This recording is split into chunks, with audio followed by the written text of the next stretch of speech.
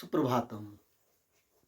आप सभी को इस प्रातः काल की बेला में देवकीनंदन शास्त्री की ओर से सादर नमन।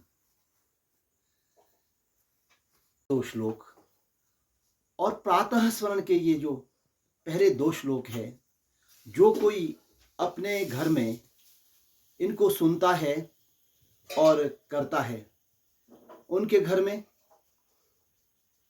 धनार्थी को धन प्राप्त होता है, इसमें कोई संदेह नहीं है। और जो विद्या पढ़ने वाले हैं, जिन छात्रों को पढ़ाई नहीं आती है, बार बार कोशिश करते हैं बेचारे, फिर भी पढ़ नहीं पाते हैं, उनके लिए वरदान सिद्ध है, उनको विद्या प्राप्त होती है। और भगवान की जो कृपा चाहते हैं, भगवत प्राप्ति चाहते हैं कि मुझे भगवान की मेरे ऊपर सदा कृपा बनी रहे, और उनको भगवान कृपा प्राप्त होती है, इसमें कोई संदेह नहीं है।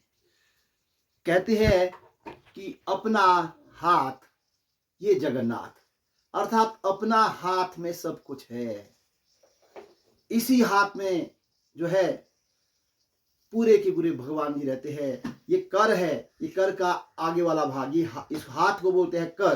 कर का जो आगे वाला भाग है कर अग्र, कर जमा अग्र, इसको बोलते हैं कराग्रे।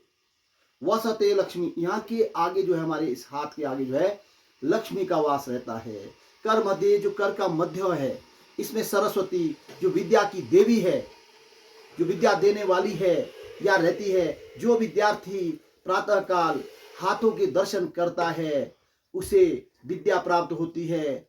और जो भी व्यक्ति प्रातः काल अपने हाथों को देखता है, और उसकी गरीबी, उसकी दरिद्रता अवश्य ही दूर हो जाती है। अगर नहीं है तो आप जरा करके देखो, 6 महीने के अंदर करके देखो। प्रातः काल अपने सबसे पहले जैसे ही आप उठते हैं, पहले बिस्तर पर ही अपने हाथों के दर्शन किया करो। और कर के जो अंत भार है, मूल है, इसमें भगवान श्री गोविंद, भगवान कृष्ण वास करते हैं, इसमें कोई संदेह नहीं है।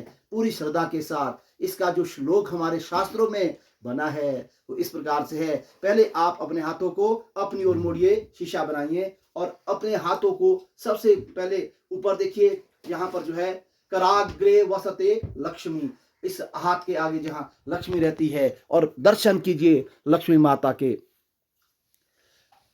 कराग्रे वसते लक्ष्मी, जैसे मैं देख रहा हूं अपने हाथों को, तो अग्रभाग में मैं लक्ष्मी को महसूस कर रहा हूं कि हाथों के अग्रभाग में लक्ष्मी का वास है।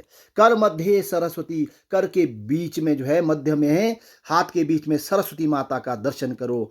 और कर मूले गोविंद, और कर के मूल भाग में भगवान गोविंद अर्थात भगवान श्री कृष्ण, ऐसे भगवान जो है श्री कृष्ण है, इनका जो दर्शन है कर के मूल भाग में महसूस कीजिए, ऐसा भाव बनाइए। तो इसलिए प्रातः प्रभाते, मतलब सुबह सुबह सबसे पहले अपने हाथों के दर्शन करता हूं।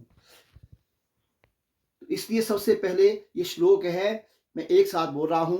और इसी श्लोक को आप भी हर प्रातः काल जैसे उठते हैं, इस मेरे यूट्यूब चैनल को देखिए, और देख करके 1-2 बार सुनते रहिए, या अपनी कॉपी में लिखिए, और हर प्रातः काल को करें।